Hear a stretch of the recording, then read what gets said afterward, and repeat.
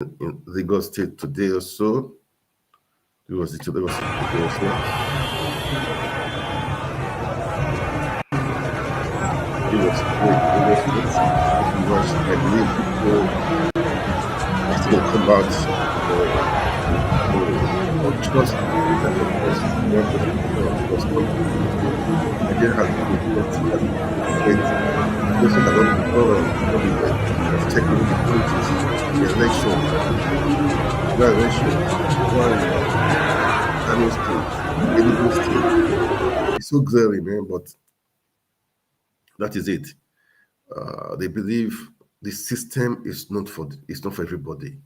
The system favors few people. But right now, we just pray for MOHBAD to have justice. Okay, I saw the video. It was.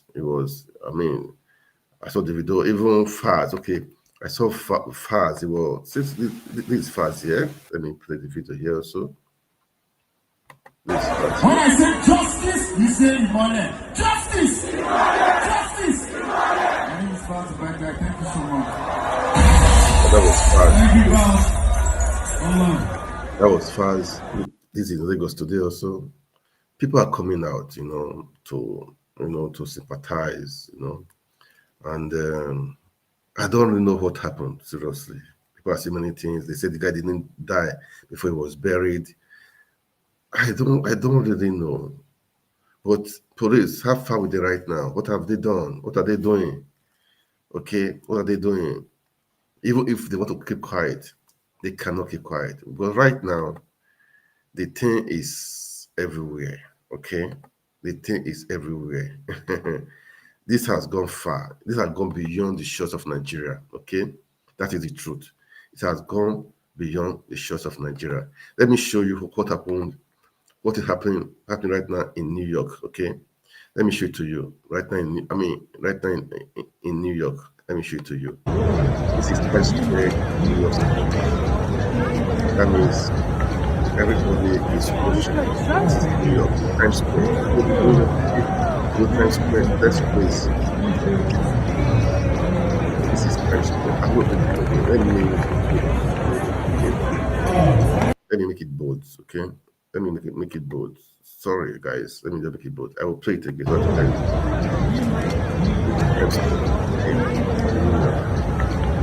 It shows that just like that.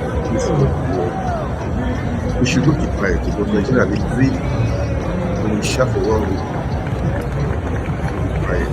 So we should not keep quiet. We should keep on shouting justice for MOHBAD. Justice for MOHBAD. All my posting have been posted for this 2-3 days ago. Justice for MOHBAD. Justice for MOHBAD. I don't know. Seriously, I don't think I have heard of him before, really. I'm not really into it. Okay, but what I heard, how I was bullied, some video I saw is painful. It's just so painful. One justice, anyhow it is. That's why I said, keep on, don't be quiet. But one painful thing happened this evening. It's so painful. So painful. People are protesting peacefully. Peacefully.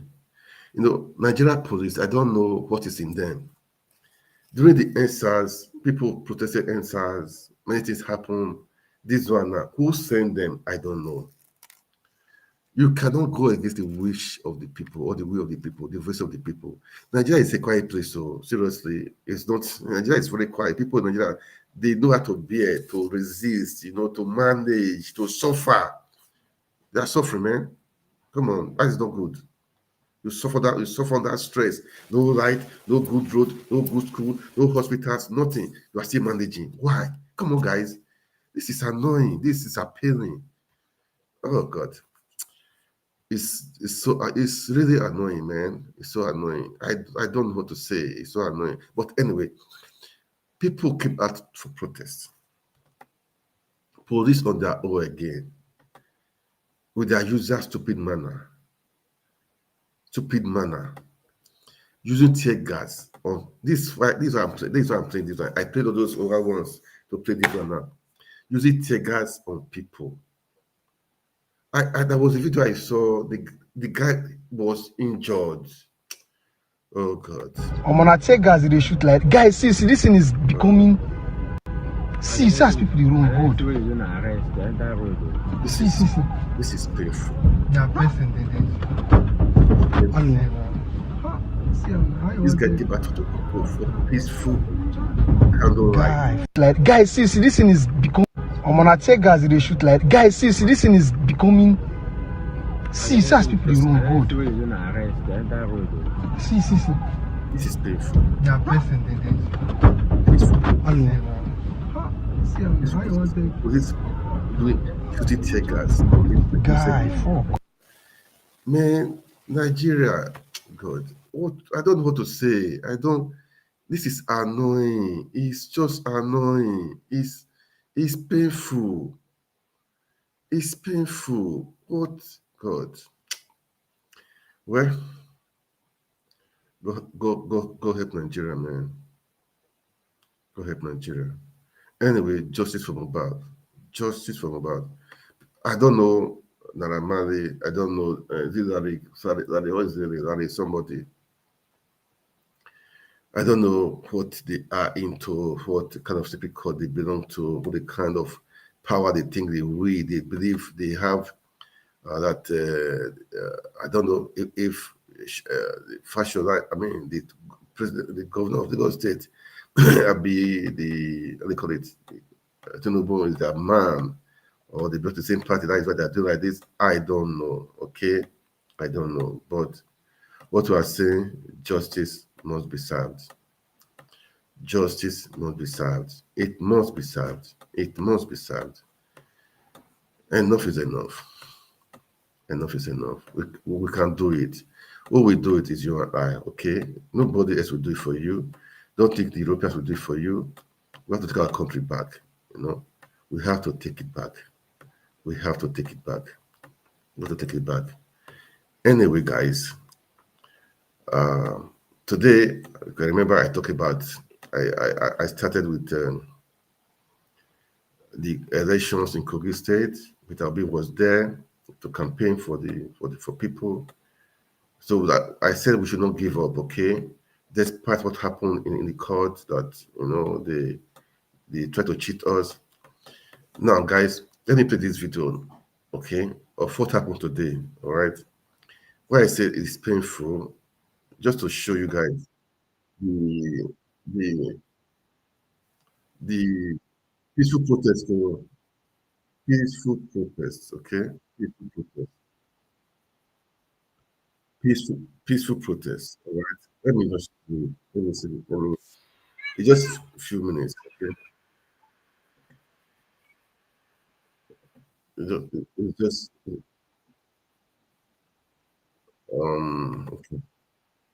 Well, I see it. Okay. Let me play it now. Look at what they did. They shoot someone. Jesus.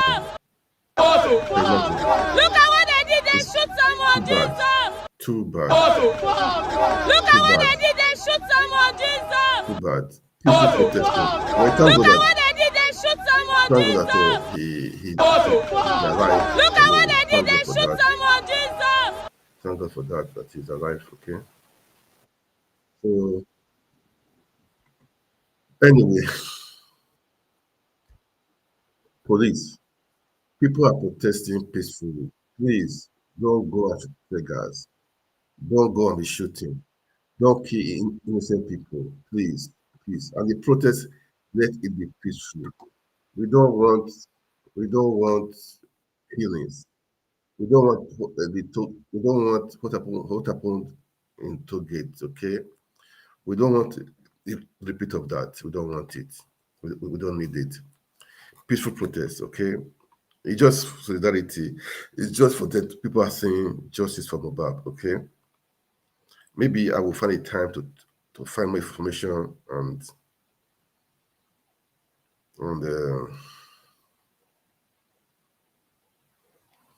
I'll talk about it, okay? Please, as I said, kindly, as you watch, kindly share, like the video, and right now I'm on YouTube, two channels, on Facebook and on Twitter, okay? So guys, please kindly like and share. Okay, make comments also. Let's build our country together. It's our country. It's our country. It's our country. Me, I'm not in Nigeria. We're not in Nigeria, but we want to make Nigeria to be great. Okay, that's what we are pushing. We want to make Nigeria to be great. Okay, we want the best for Nigeria. Okay. Now for the last one I'm going to play is a long video about 16 minutes. I will just play it. Okay. This David Hundeyin, this guy is an investigative journalist. The guy has been bringing up information, all the Chicago papers, all the so many things. The guy has been really working. He's a Nigerian, but he was scared of his life. He went to Ghana to seek asylum in Ghana, and Nigeria people. He said that people, government are still after him, after his life. I saw this night. He was saying if they kill him or if he die, that means it's the Enugu government or people in power. They said they are really after him. They are threatening. They are trying to pressurize the Ghanaian government to repatriate it back to Nigeria to cancel his asylum. But he said the Ghanaian government officials, they've been good to him. They've been good to him. So all Ghanaians, please protect this guy. The president and those in charge of refugees there, protect this guy. He's been doing wonderful work. He's not a scammer. He has not scammed. He's not a drug peddler. He's not a rapist. He's not a drug dealer. So he's just out to make Nigeria to be great. He's doing his part to make sure Nigeria is good. That's what he's doing. That's what he's doing. He's pushing it. He's pushing it, to make sure he brings out information of people, good information, correct information. If you don't, if you say the information is wrong, come out and prove yourself. Prove yourself. That's what I'm saying. That's what you're saying. Anyway, the video is about 16 minutes long. Today I was thinking I would stay long with today's, but all the same, I have to do this, man. It's been a while. I'll be online. Anyway, let me play this video, guys. Just watch it, and I would say, let me play the video. Let me just play the video. I think let him talk. All right. It's a bit long, okay? It's a bit long. All right, guys, watch this video, okay? And as you watch it, please kindly share. Like, this guy has been a great guy. I'm playing this video so that people will hear it. As we share, Ghanaians will hear it. Some people will hear it. Tomorrow, next tomorrow. That's why videos like this are good. Before you know it, the guy the pressure, if they wanted to do something like that, they will stop it. They will not. Because they don't need for them to. He said if they break to Nigeria, he knows that the DSS, SSS, all of them, they are waiting for him. They are waiting for him. So, guys, let's play this video and let's just watch, okay? You have to play, man. Don't cry. All right, okay. My name is David Hundeyin. I'm an investigative journalist from Nigeria, and I'm constrained to send out this public appeal to the Ghanaian government, to the Ghanaian President Nana Akufo-Addo, the Ghanaian Minister of the Interior, Honorable Ambrose Derry, and to the Chair of the Ghana Refugee Board, Prof. Kenneth Atafua. I fled Nigeria in 2020, and I applied for asylum in Ghana in early 2021. In May 2022, I was granted refugee status in Ghana. Consequently, I was also issued a Ghanaian refugee travel document, a refugee passport, which I have subsequently used extensively to travel across Africa and around the world. Now, last month, when there was the ongoing back and forth between those who wanted to go to war within the ECOWAS bloc, those who wanted to go to war with the coup regime in Niger, and those who didn't, something happened.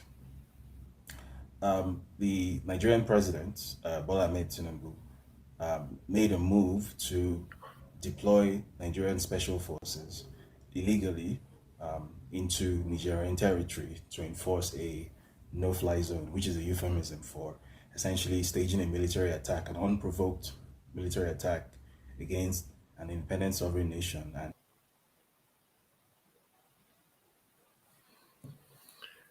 a friendly country Okay. to Nigeria. As was expected, most people in the Nigerian government, in the Nigerian military, and in the citizenry at large weren't at all on board with this.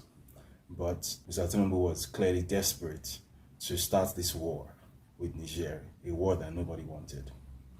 Subsequently, a secret document was leaked to me, a document which contained basically attack instructions and basically staging plans for this illegal invasion of Niger. And I knew that by putting this document out, I could potentially stop a catastrophic invasion, which would lead to an immense and unnecessary loss of West African life. So that's exactly what I did. Early August, I put out this document. And it had the desired effect. It did, in fact, stop the invasion. Subsequently, Mr. Tinubu then tried to seek permission from Nigeria's Senate to deploy the Nigerian military into Niger. The Senate knocked this back. And to all intents and purposes, the invasion essentially became a stillbirth, right? It didn't happen. Which, from the point of view of, I think, any right-thinking person in the ECOWAS sub-region, was definitely a good outcome, right? What definitely under no circumstances should have happened should have been a military invasion of Niger by Nigeria, leading to an outcome that no one would have been better off. Well, I could spend an hour explaining the many different ways that this would have been a terrible idea, but I'm sure most people know this just as well as I do. It would have been something that would have been catastrophic and would have benefited nobody except probably Mr. Tinubu himself. Now, after I leaked this document, I was made aware from several sources that the Nigerian military establishment and the Nigerian intelligence establishment became essentially particularly enraged with me. So I've been a person of interest for a long time, but with that, I became designated as something of an enemy of state. And as my, as fortune or luck, bad luck would have it, just a month before this happened, the fact that I do travel with a Ghanaian passport, that I have a Ghanaian passport and I travel with it, had become exposed to the public through no fault of my own, following a very unfortunate event in Zimbabwe, after which the permanent secretary at the Zimbabwean Ministry of Information, probably thinking that he was scoring a point against some sort of foreign journalists, following their issues with foreign journalists, decided to tweet to a global audience the fact that I did claim asylum in Ghana and that I travel with a Ghanaian travel document. As a result of this, the Nigerian establishment knew who to speak to if they wanted to get a hold of me. They were aware that I had claimed asylum in Ghana and that I used a Ghanaian travel document. So I was informed that a Nigerian intelligence agency, I'm not sure whether it was the National Intelligence Agency or the Defense Intelligence Agency, but one of these foreign intelligence institutions dispatched a jet to Accra to basically have me illegally rendered to Nigeria. Apparently they wrote a letter to the Ghanaian government accusing me of apparently aiding terrorism by supposedly revealing the locations of soldiers, and apparently I was also guilty of treason, whatever that means. Now, it seemed as if the matter was going to end there. But more recently, I've come to find out that the Tinubu government is still trying very hard to enact some sort of illegal rendition. So the latest tactic apparently is to lean on the Ghanaian government and accuse me of having apparently sabotaged an ECOWAS mission, and in so doing, basically compromised the bloc security of the ECOWAS region. In which case, Ghana, being itself an ECOWAS member, is then obligated to cancel my asylum, to revoke my refugee status, and to revoke my Ghanaian passport. The Nigerian government's hope is that in revoking my passport, whatever travel privileges or visa or residency privileges I enjoy anywhere in the world will be compromised, and as a result, it will then be more possible for them, using the various avenues that are available to obviously a nation state, to have somebody extradited or to have somebody illegally rendered. In this case, a journalist who fled the country because of his work and claimed political asylum in another country and gained full refugee status. But the Nigerian government obviously has no problem trying to flout international law in this way. Now, the reason I'm making this appeal publicly to the Ghanaian government and to the individuals I mentioned at the outset is because I'm aware that even though the Ghanaian government, as I mentioned, has a very relatively great track record when it comes to obeying international law and not behaving obnoxiously in the international space, which was why I chose to claim asylum in Ghana in the first place.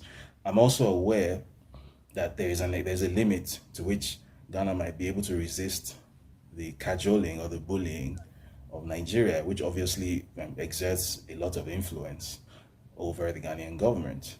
So I thought it would be prudent to put this out there. I know that the Nigerian government is trying to do all of this in secret, which is why I was only able to obtain this information, through a fashion, right? This isn't information that is out there, but I'm putting it out there on purpose, hoping that it makes some kind of a difference, because at the end of the day, I do believe that just the same way as Ghana had every opportunity to give me up in the first place. When I claimed asylum in Ghana, there was every opportunity to use me as a diplomatic bargaining chip with Nigeria if it wanted to. But I know that Ghana is not that kind of country. I know that the Ghanaian government historically has a lot of respect for international law. The Ghanaian government historically has a very strong Pan-Africanist outlook, and the Ghanaian government generally tends to lend itself to being a safe haven for people who are fleeing political persecution from wherever they are in West Africa, in Africa, and in the world at large. There's a very good reason why even during my time in the safe house in Accra, there were quite a number of journalists and whistleblowers who were in similar situations, who were also spending time in Accra. They weren't even just from West Africa or even from Africa. There were people from Europe there as well. That's the kind of stellar reputation that Ghana has when it comes to being a safe haven and an oasis of stability in what is generally still a very unstable area. So I want to urge the Ghanaian president, President Nana Akufo-Addo, the Ghanaian Interior Minister, the chairman of the Ghana Refugee Board, the Ghanaian Immigration Services, all of whom are apparently being leaned on by the Nigerian government, to consider not only obviously the fact that I have been obviously granted full refugee status in Ghana, and the Nigerian government is trying to make Ghana blood guilty, right? The Nigerian government is trying to get Ghana to break international law so as to find a way to have me return to Nigeria. And the entire purpose of having me return to Nigeria is to even a personal score, because the person who is apparently the president of Nigeria now, as I'm sure everyone is aware, has a personal bone to pick with me, because I am the journalist who is responsible for essentially destroying whatever false reputation he was trying to build in the international space. I am the journalist who revealed that Bola Ahmed Tinubu is a drug trafficker and is a certificate forger. both of which are about to have a significant impact on his continued stay in office. This is an attempt to settle a grudge, using a sovereign country, which is Ghana, as a sort of blunt force tool to get at one individual. This is the exact kind of behavior that the Nigerian state was renowned for during the 80s and the 90s under the military era. And at that time, some of these very people who are in power now, including the supposed president in power right now, did actually find some sort of refuge, safe refuge and haven in Ghana. Right? And I'm sure the Ghanaian intelligence agencies, the Ghanaian security services, the Ghanaian immigration services obviously have records of all of these. Ghana has a long and storied relationship with Nigeria in so many ways. Specifically when it comes to serving as a safe haven for people fleeing political persecution in Nigeria. Without the support and hospitality of Ghana and of the Ghanaian government, a lot of the work I've been able to accomplish over the past few years could never have been done. I might not even be alive. Right? The Ghanaian government has been nothing but honorable in its dealing. So I want to urge the Ghanaian president to resist the temptation to allow an illegitimate Nigerian president to push Ghana into breaking international law. I obviously don't need to mention that there's a law called the Law of Refoulement, which forbids the illegal repatriation of political refugees back to the country that they fled from, where they are going to face, persecution. It's very well known that if for whatever reason I were to be returned to Nigeria, I would not survive it. This is not a secret.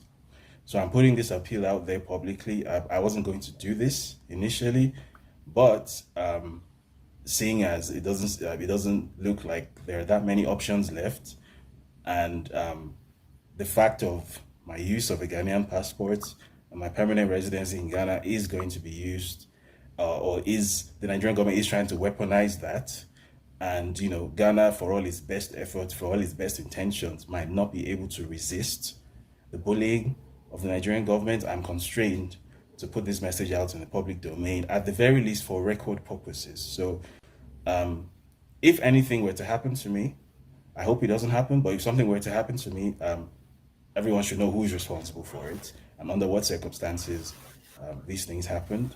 The Ghanaian government, as I said, has been nothing but good to me. The Ghanaian government has behaved excellently, historically and presently. I hope that continues.